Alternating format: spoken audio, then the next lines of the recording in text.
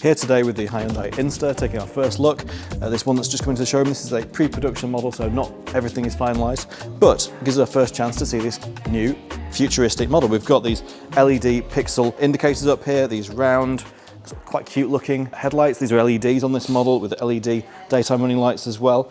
It looks quite chunky. It's kind of like a scaled down version of the Hyundai Santa Fe. We've got this matte finish paintwork and also a black contrasting roof and mirrors, which looks quite cool. These chunky plastic wheel arch extensions and sill covers and things, that gives it sort of off-roady sort of look to it. And on this model, the O2, this comes with a 17-inch alloy wheels as standard.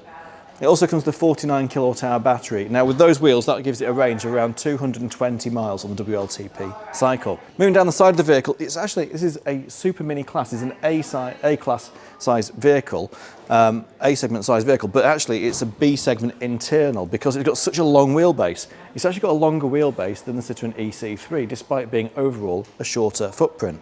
So inside the vehicle, we've got loads of room up front for the driver and also for passengers. We're going to show you that as we come around the vehicle. Up top, these roof rails can hold up to 75 kilos. So if you wanted to fit a tent box, roof tent type thing on the roof of this vehicle, or take a big roof rack, roof box, you can do that. It's 75 kilos on the roof, which is a lot higher than actually a lot of other SUVs even. It's got quite decent ground clearance. So it looks it reminds me of like a Suzuki Ignis or maybe a Fiat Panda 4x4 in terms of its sort of how it sits on the road. 5-door car, they're all 5 doors, and it's got these sort of hidden door handles in the back here. Coming around the back end, we've got this roof spoiler built in up here. LED, again, pixel look brake lights up here. The pixel squares are very similar to what you find on the Ioniq 5 and Ioniq 6. These are brake lights built into the tailgate here. We've got these round, a bit like the mirroring the front end, we've got these round circles at the back. These are reflectors for the rear lights, but also got the reversing lights in there as well. And we've got this sort of silver under tray, which again gives it a sort of off-roady look. The boot capacity on this is actually, again, one of the biggest in class, 358 litres of boot space with the seats up, and if you fold it down, over 1,000 litres. We're going to show you some of the practicality that this vehicle has as well. So overall, I think as a sort of design proposition, it's quite funky, quite chunky, and I actually really like the look of it. Let's take a look at it on the inside. So inside the cabin of the INSTER was actually very spacious. Comparing against other vehicles in this class, it actually feels like it's got more room in here than something, for example, like the previous model Kona. It certainly feels a lot bigger than it is externally. We've got comfy seats. This driver's seat actually has this extension built in where you've got cup holders and things sort of as part of the seat, and that makes almost like a bench seat across the middle if you fold that armrest out of the way. You can't sit anyone there, but it's a way that you perhaps, if you were to park close up to a wall this side and can't quite get out, you can scooch across into the passenger seat that way. Armrest here, a couple of cup holders, and there's a slot here for your phone to sit in as well. There's also a wireless phone charger. All sort of mod cons that you'd expect to find in a higher class of vehicle like the Ioniq 5. So we've got the same switchgear from the Ioniq 5, so we've got drive, neutral, reverse on a little stalk here. We've got flappy paddles for our regen settings.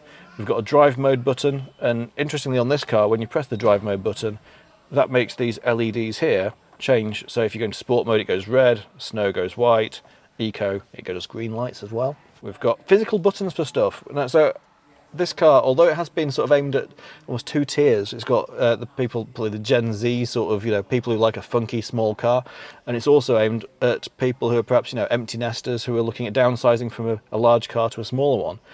So it's got a lot of touchscreen stuff, and a lot of tech, but it's also got physical buttons, which are easy to press for things like the temperature and heated seats, which has got heated seats for both driver and passenger on this model, and it's also got a heated steering wheel as well. 2 10.25 inch displays, so the driver's display here is 10.25 inch, 10.25 inch up here for the infotainment system as well, a USB-A and USB-C port on the dashboard here, and there's also a 12-volt socket. There's also a USB-C socket in the back of this armrest. Nice sort of storage location there, put some pens and perhaps your mobile phone or something up there, and a decent sized glove box.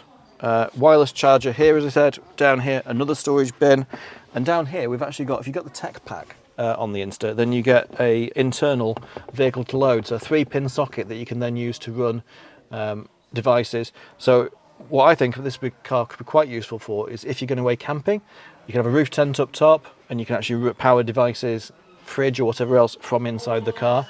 or you can run a heater or anything like that, or even take a hairdryer with you if you're going to go swimming and do some wild swimming. Take a hairdryer with you, can dry yourself off when you get back. So lots of versatility in this car, and one thing about the shape of the car, with it being more upright, it gives you a more sort of SUV sort of feel to it inside. So you don't feel low down at all, you've got good view out, and also you've got really good, obviously, headroom.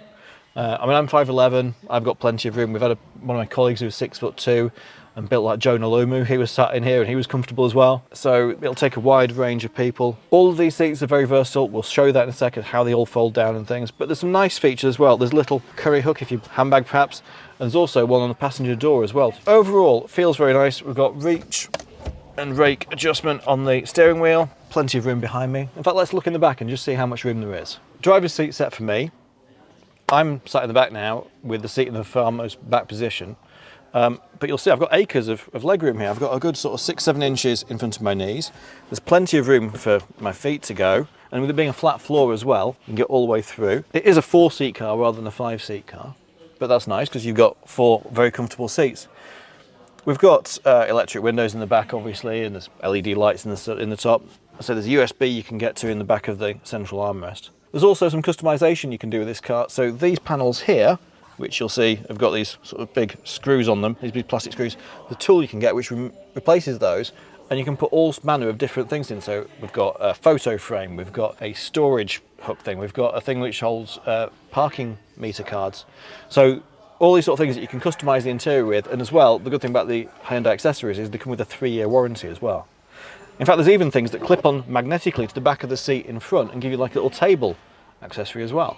So that's quite cool. Now these seats can recline as well, so we can, if we're doing a long journey, you can move it back and you can have a bit of a more reclined position. Or if you want a bit more boot space, you can sit up a bit further. Or we can slide quite considerably a long way in front. And to be fair, even in the forwardmost position, my legs are only just, in fact, I've got about 1 centimetre of leg room there in front of my knees. So actually, even with the seat all the way forwards, still got enough leg room for me. So yeah, it's a kind of quite a comfy, quirky, very adaptable interior. Let's take a quick look at the boot. So in the boot of the Inster, there is a parcel shelf which goes in here, and it's also got a fabric thing which then extends to the back of the headrest, so it can fill it no matter where you put those seats. We've got a bit of storage under there, quite a bit actually under the boot there. Plenty of storage, in fact.